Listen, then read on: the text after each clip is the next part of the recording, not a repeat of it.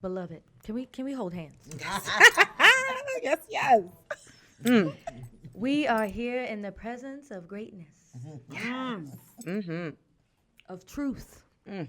and ultimately healing. Healing. The one and only Miss Iyanla Vanzant. Yes, ma'am. Yay! Woo! That's how you start. I usually like to throw a little MFer in there Okay. because it's. Well, But I'm going to respect you. No, you could have done that. All right, Iyanla Proceed. motherfucking Zant is in the house. She is from Brooklyn. Yes. I am. She's home right now. I'm right at home, right in the nation of Brooklyn. I'm good. The only thing we're missing is Sage. What happened? Yes, we have some sage. Sage is not a Brooklyn activity. Oh. What's a Brooklyn healing What's a Brooklyn activity? healing? The stick incense that you get from the Yeah, guy that's on the true. corner. That's true. That's Stick true. it down in your plant. Yes. Oh. And the Come on ashes now. go into Don't the be plant. embarrassed in Brooklyn. Yeah, you let the ashes fall in the plant. Wait, can I tell y'all that was in a store recently, and Jillian was like, "What is my daughter? She's 8. She was like, "What are these?" I was like, "Oh my God, these are incense! Incense!" I used to live for those things, but anyway, yes. Welcome. Welcome. Welcome back. We are filming in the morning. I do want to know, what do you do in the morning when you wake up? The first What's your thing ritual? the first thing I do is I have a gratitude prayer. Even before I get out of bed, I start with gratitude that I made it to this day. Because as Bernice Reagan Johnson wrote, nobody knows at sunrise if how the day is going to end. Nobody knows at sunset if the next day will begin. So I'm grateful, just to see another day. So I do my whole gratitude thing. And I do the normal thing, pee, brush my teeth, make my coffee. The basics. The basics, stuff that keeps my black intact. And then I go immediately to my prayer room. And whatever I'm reading for the day, or if I'm in a hotel, I get in so much trouble because I light my incense and I start cleaning my energy. Everything is don't smoke today. They don't distinguish one kind of smoke From the other. Mm-hmm. So I try to make it nice. And usually I pray, and get centered.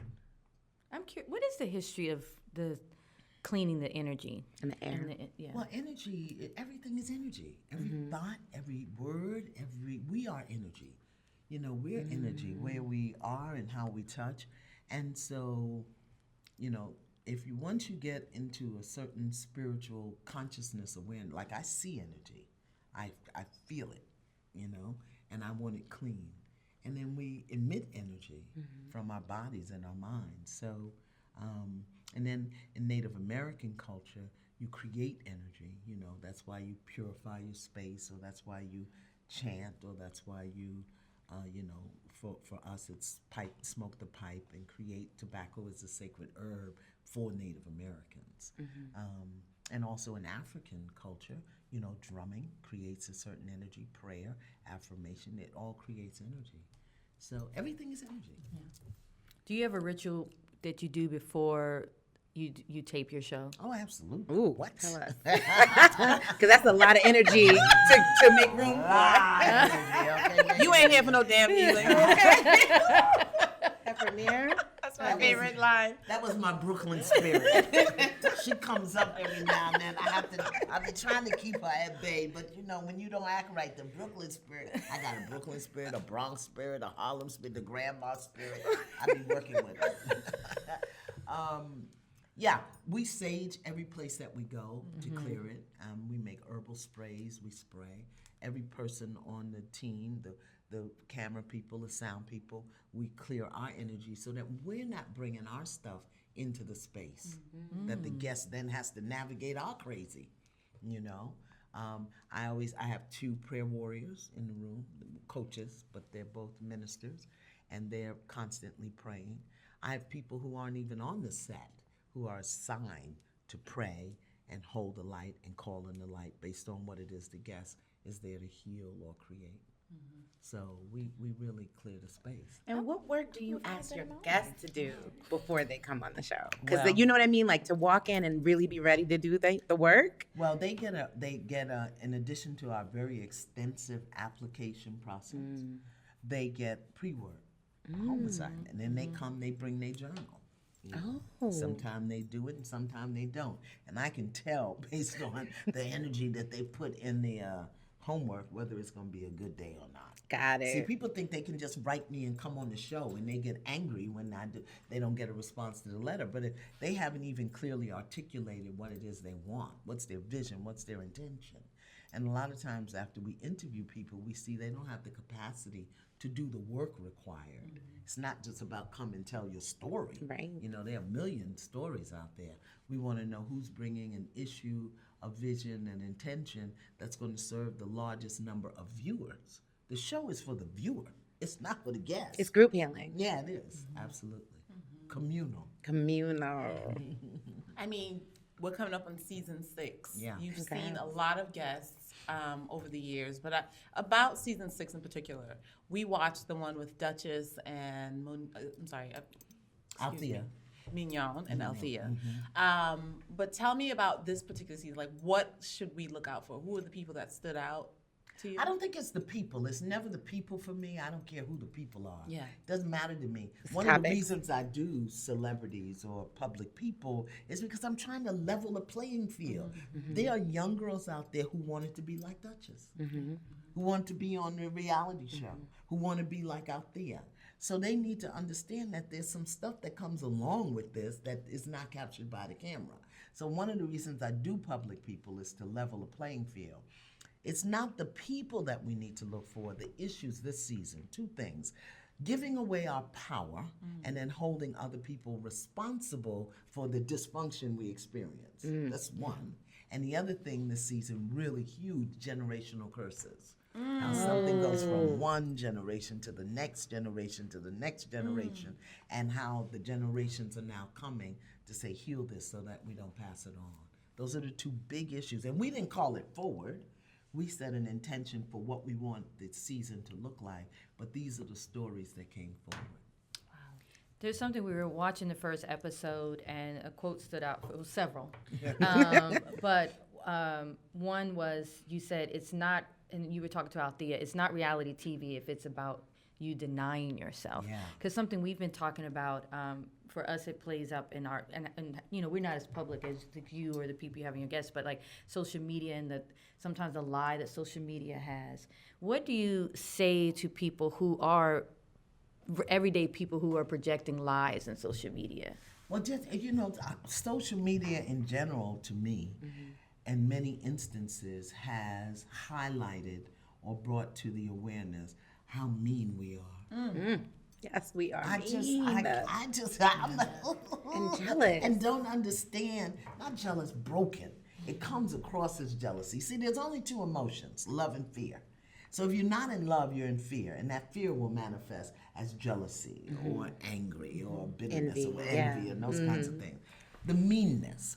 So people will dishonor or be dishonest in the external world, thinking that it's going to fill a need that they have, instead of just asking for what they need. Yeah.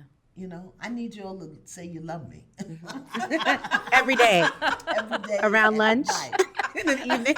You know, But then even when they say they love you, though, you gotta there's believe part them. of us that's like, oh, I don't believe you. But, you know, What's that because about? we're human beings, and that's part of our affliction and our craziness. There's never enough, because we are conditioned and programmed as human beings to be externally referenced. And as long as you're externally referenced, looking for your peace, joy, love, satisfaction out there, there'll never be enough. Ever. The work is to get that stuff from the inside, fill your cup, and then live beyond the overflow. You know, so we lie because there's something that we need that we don't ask for. And Steve, what stuck out to me was when you were talking to the woman from Bridezilla, and she was saying, you were saying every woman wanted to be chose, right? Because Yes. she's not married anymore. Right. But then it made me think, we also want to be chose by our followers. Yes. It's become this, it used to, be like we just want to be chose romantically, right? Right. But now I feel like that has extended into our need to be chose on social media every day. And it's exhausting. Again, it's a conditioning, it's a programming where you're seeking external validation. Because someone to click I like you, they don't know you, they haven't seen you, you don't know them, you ain't seen them. They could have, boogers hanging out their nose. They could be a sexual predator. Oh, Or, a a thief. But they liking you. You understand? What kind of craziness? And you're refreshing, And you're waiting right. for them to do it. Please follow me. Who are you? Wait, I love when you said we dishonor, dismiss, and devalue ourselves. That's how we show up on social media. Yes, and so we're that's looking right. for other people to validate us. And then find ourselves, by doing that, find ourselves in a situation that we then can't get out of because we've set it up. The classic victims of our brother R. Kelly. They wanted something, external validation, fame and fortune and a career, thought he could get it, and then found themselves in a situation that they couldn't get out of. But we do it every day. We do it on social media. We do it in our relationships. We do it at jobs. We do it everywhere because we're programmed and conditioned to be externally referenced as opposed to internally referenced. I don't care who it is, what it is, where it is. You know, I'm getting in here first. You know, my students and my friends, they tease me. They say, "Did you pray about what shoes to wear today?" Yep. Because I don't know how far I got to walk, and I don't want to have on the ones that's going to hurt. Yes, I did pray about what shoes to wear. You pray about everything. Yep, I do. And not praying to an outside God, but tuning in to the inside wisdom. You know, one of the things that I said this morning, probably in a company of males, which horrified them, I said, you know, once you lose your underarm hair and you lose the hair in the private places, wisdom sets in. You know, and you don't do things the way you used to. So I don't have no underarm hair. I got wisdom. Yes, I'm gonna pray about my shoes. The wisdom You grows know back. Like the wisdom, it comes back in other places, because them places are bald. But my mind is clear. Okay? Yes, I'm amen, laughing amen. all well. I'm laughing extra hard because I thought I'm crazy because sometimes when I'm going to a new nail shop, I will sit and think, okay, I need this experience to be positive. Right. And so I think that's like praying. I'm like, I don't is. need to It go to a is. nail shop and have an issue with Right. one of those ladies. Right, no. So I sit and I say, please make this a positive right. experience. Internally referenced, right? DMV, you do it? Like, Yeah. just I need a positive experience as I walk in here. Well, I go deeper than that. I say clear the line. Let everybody have what they need by the time I get there. Clear the line. More specific. Because I can't stay in one place anywhere too long, because sooner or later. Oh, true. Yeah. Can you help me real quick? Speaking of that, you know, we've been talking a lot on the show about what we're working through this year. Yeah. I'm a very bubbly and positive person. That's the energy I like to give out. But I feel like people are so much uglier now in Trump's America and with everything that's happening. Did you say that word? Yes, I'm The sorry. occupant of the White House. Okay, 45, the occupant. we don't We're right. mention We're that. right. The man who shall not be named again. But I feel like it's harder for me as somebody who likes to give out get back what I give out. I'm not getting anything back. I want to hold your hands, and I want to tell you something that I experienced yesterday on a first-class plane. I'm not going to name the airline. Okay. And I went in and I sat down, and usually I'm the only fly in the Super Bowl. That means only black person Gotcha. in first class. I bet. And I go there and I sit, and I'm usually not dressed in Chanel. I have on my things, and so I Your got comfort there, clothes. and Yeah. I got to the seat, and the gentleman was there, and he looked up at me, and he continued being whatever he was being. And then I said, "Excuse me, may I get in there?" And he moved, and he did not get up. So I had enough sense to turn facing him so that I didn't put my butt in his face. And I got over to my seat and squoozed around and sat down. And a few minutes after that, he picked up the phone, he dialed his phone, and this is what he said. Take a breath, clutch your pearls. He says on the telephone, "My neighbor is a nigger and probably a dem." What? All I could do was look at him because, first of all, the Brooklyn in you. Okay, What but did you? the Brooklyn in me, thank you, Jesus, was not present. Okay. The Brooklyn in me was stuck was in the asleep. security line because there were less TSA agents available. So she was still back in the security line. So it was Madam She was late. Waiting to board. Bald Armpits Iyanla seeking the Wisdom. wisdom that she needed. All I could do was look at it. Oh, my God. And I'm really glad that my brain couldn't calculate what to say. I just really am. God, protects fools and babies. And I just looked at him. That's all I could do. No. But what he reminded me, see, I told you. We needed a so hand let's holding. breathe, Wow. let's breathe. But for me, because there was nothing I could have said or done that would have changed his heart in that moment. And that came out of his heart. Yeah. But this meanness and this division and divisiveness in the universe has released a legion of minions, that That's would what I'm say saying. things like that. It's- and do it's things in the like that. air. But I want them to come up and out. I want them so that we can see it and stop acting like we don't know it's there. And it's going to have to be dealt with. But we can't deal, screaming and scratching and crying and looking at, being upset, whether it's that man on the plane or R. Kelly or the occupant of the White House. What else gonna do? But can bald armpits Iyanla teach me how to sit next to a man like that on a Yes, plane and not be absolutely. deeply Absolutely, darkened? because I was not going to dishonor myself Yeah. to, and it was so shocking to me in the moment. My next step would have been to teach or to educate, starting with, but then I'm like, I'm overhearing this conversation. Am I the neighbor or is it the person that lives next door to him? Then my logical Virgo self kicked in. But I would have wanted to say, it really isn't kind or loving to use that word. Yeah. And particularly in the presence of a person of color. Are you aware of that? But see, then had he not been nice to me, I would have I would have punched him in his face. And then it would be on the social media blogs. I see the headlines. So God Yeah. was saving me. Yeah, he was. He was. Because you have work to do. Yeah. You have to. But we have to learn how to respond to things like that. So my thinking is, because my armpits are bald, that I'm coming up on an experience where that's going to happen again, and I'll have the opportunity to teach or to heal or to learn, because they're out there. Don't let that stuff take you out of character. You're a Virgo, you said? See, Yes. see, me too. That's that I'm not going to feeling. let that take me out of character. Okay. Okay? So don't. All right. In the show, Fix My Life, we love you. The mirror you hold up to these people is so clear. 2 questions. 1, how soon do you realize the bullshit that someone has? Oh, okay, bullshit. I mean, no, because it seems like, no, seriously. Seriously. She is I'm unraveled. dealing with issues and challenges. No, but I'm When I they're mean, but bullshitting you. But yes. they're not bullshitting me. They're bullshitting themselves. Because they've called it, my thing, call a thing a thing. They've called it something. They've named it something. They've dressed it in something. They really, people, bless their hearts. I love them.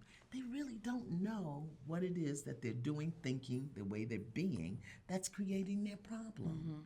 And so I presented to them. You'll see 48 minutes of 2, sometimes 3 days. Trust me, I presented to them in a variety of ways. But unfortunately, or fortunately for television, the way that you'll see is when I'm here, and not when I'm, beloved, have you considered? Beloved, let me share something with you. And then when the resistance and the fear and the againstness comes up, I'm like, look, you ain't come here for no damn healing. But there wasn't many conversations before that. Beloved. I just The wanna beloved see- moment. I just want to see you say, not on my watch.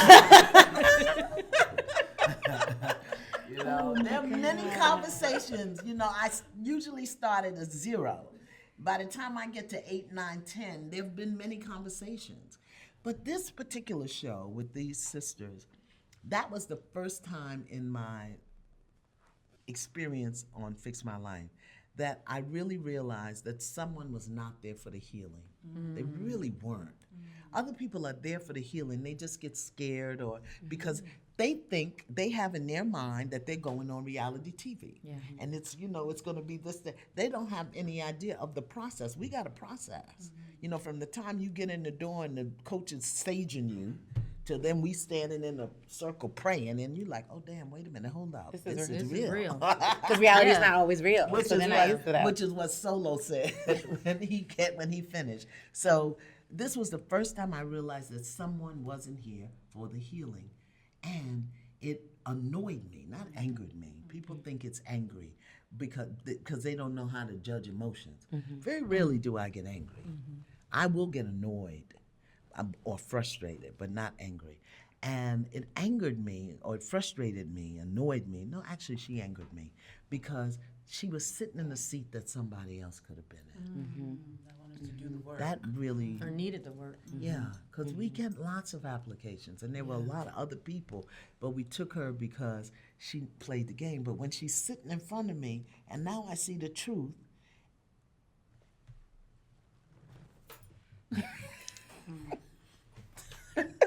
You were like, take those lashes off. Yes. Yeah. So just because it was a wasted opportunity, not because of her. She could have still gotten the healing and the support, but that's not what she came for, so she didn't get it. We are all talking about R. Kelly this week, but beyond the man, we're talking, especially here at Essence, where we've been talking about Black girls, how we are sometimes not afforded innocence, and how, it was easier for, the culture not to pay attention to it because had it been some white girls, they say, the phrase, had it been some white girls, he would have been in jail or under the jail. Why? Tell me why he would have been in jail or under the jail. Well, I think people think because the community would have probably rallied, not our community, but just the mainstream community would have rallied more around him. I don't around believe that the to be abuse. true. I don't believe that to be true. I don't either, because I think about the believe- Catholic That's Church right. scandals. That's I think about the right. gymnast doctor. Right. That's right. And so the culture overall, not just Black Will culture community. sacrifice our children sacrifice our children for, again, external validation. All of those young girls there wanted fame, wanted something that they thought another human being could give them. And their parents wanted that thing for them too. That fame, that acknowledgement, that recognition. And he represents the level of abuse of power that is going on everywhere in our society. There's a huge situation right now where a person of power is being abusive. That's all. That's what he did. Not all he did. He abused his power. His power that we gave him because we liked his music. Because he was a famous person. Because we thought he had some money and possibility to give us what we needed for the external validation. This, for me, is not about R. Kelly. It's not about those girls. It's about the consciousness that we carry. For me, what he did, I will never condone it. I don't support it. I'm just looking at the broader picture. R. Kelly and those girls are no different from the mother whose boyfriend is squeezing the breast of her daughter. And when the daughter says it, the mother says, "You lying." What's the difference? And as long as we think it's different, we won't address the issue. We'll attack the person. We won't address the issue. We got to address the issue, yes. We undervalue our girls. We sell our children for fame and fortune. This is going to come back and bite me, so help me, Lord. It's no different that we take our young boys out of college and send them to the NFL. So they can make money and buy mama a house. No emotional preparation, no spiritual preparation. Just go out there on the field and bang heads and make some money. Come on now. I'm looking at the issue, not the industry, not the people. We have to take more value of our children and ourselves. And no, it ain't always about the money and the external validation and the fame and the fortune. Can you hear me? Yeah. I'll shut up now. No, I mean, we're taking it I'm in. taking it in because it's very true. And what conversations should we be having with our daughters? That's what I think we've also been talking a lot about with ourselves but also with outdoors, because I saw a lot of celebrities in particular coming out and saying, after I watched it, I went to talk to my daughter, but I wanted to follow up and be like, what'd you say to her? You know, and or your sons, you know, and all of them. Like, You are what are we beautiful saying? and you are precious. You are beautiful and you are precious just as you are. You know, what is it that you want to be? You want to sing? Okay, baby, go over there, get that fork in that pot. Come on, let's do a talent show tonight. I remember my niece, my nephews, my granddaughters, we used to have a Labor Day barbecue. And, you know, there's Native Americans, half of us is Cuban, the other half is Jamaican, Trinidadian, whatever. So we would play the music and teach the girls how to wind. We wanted to teach them how to wind and in a family, in a safe environment, so that they didn't have to go do it at the club. All of them have gone to college. None of them have babies outside of marriage. All of them are with decent boys because we didn't shy away from having hard conversations with them, teaching them how to value their body. You don't need somebody to tell you, you want to sing? Let's have a talent show. Come on, sing. You understand? Instead of making it about the fame out there and the money out there. Do you feel, is there any part, I hear you, is there any part where a parent could say, but I was just trying to do what I thought I had to do for my daughter? Absolutely. You know? And I hear that. There were things that I thought I needed to do for my children that I did that jacked them up. You know, that's a mother's job. Let your kids up. Keep the therapist in business. You know? Yes. But safety. I want to know how many mothers of those girls were sexually violated. I want to know. So their perceptions were off, or their tolerance, and I just want to know, you know, because that's another generational curse. The cycle. Generational, yeah. Wow. And also, they were you're working 2 jobs. You're trying to support your children. I also think they just weren't aware. Yeah. You know, I mean, that's why it's been hard for me to even think of placing any blame. But it's not about blame. This is not about blame, because that's how everybody's looking at this. Lock him up, stop his music. How is that going to help those women heal? We need to get him healed and whole so he can sit in their face and acknowledge what he did, because denial is what's keeping them sick and crazy. His denial. And that's why and I want to know from them, tell me why you didn't tell.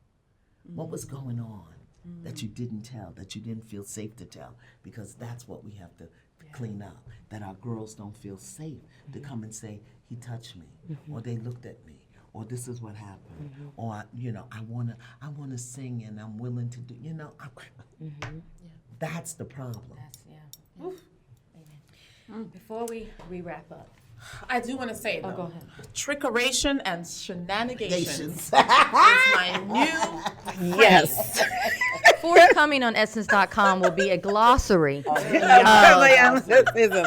isms. Yeah, you have to put trickeration. and shenanigans. And Can we get some conflama, definitions? Confirmation. Conflama, which is Conflama. confusion that leads to drama. Yeah. And I don't know if you heard it here. She said crazy mint. Yeah, Crazy crazy mint. Yes. Crazy mint. What about Crazy enoughness? Enough.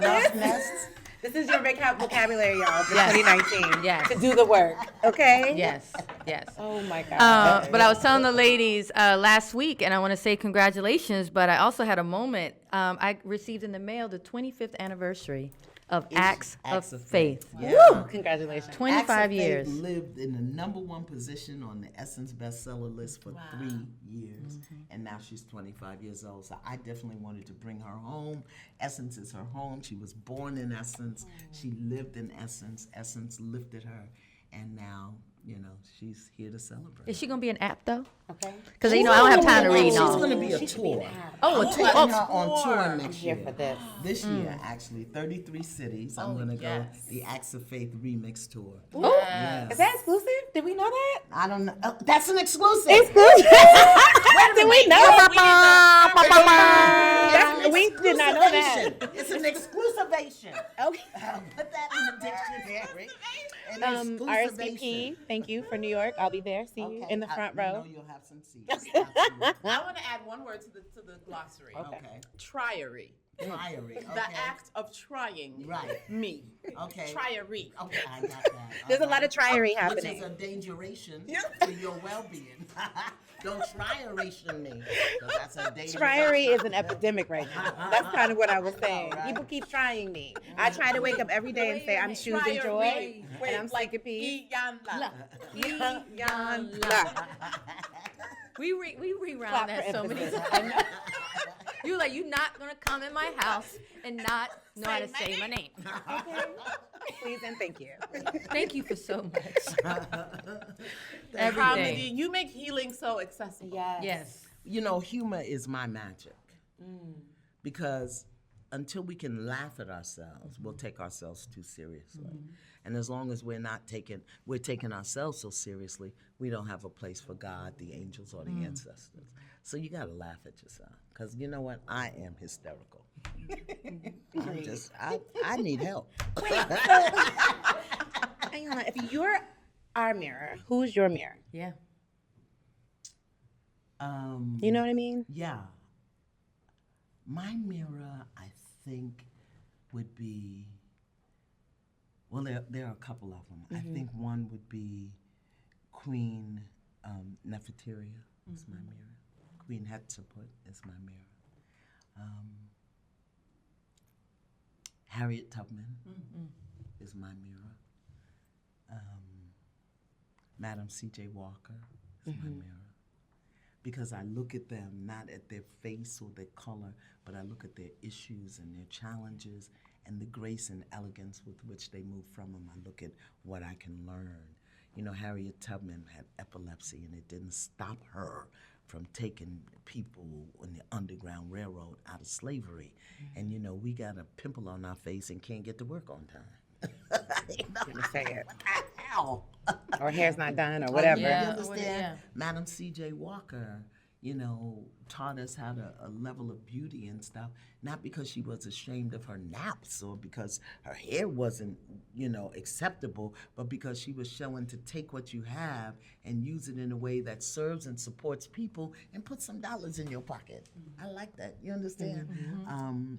So those are my mirrors. Or when we look at the queens of the ancient old ways where they really weren't accepted, where this queen had to dress like a man to be in the army to save her people. Come on now.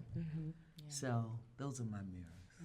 I like Barack Obama calls it descendants of ideas. Oh yeah, yeah.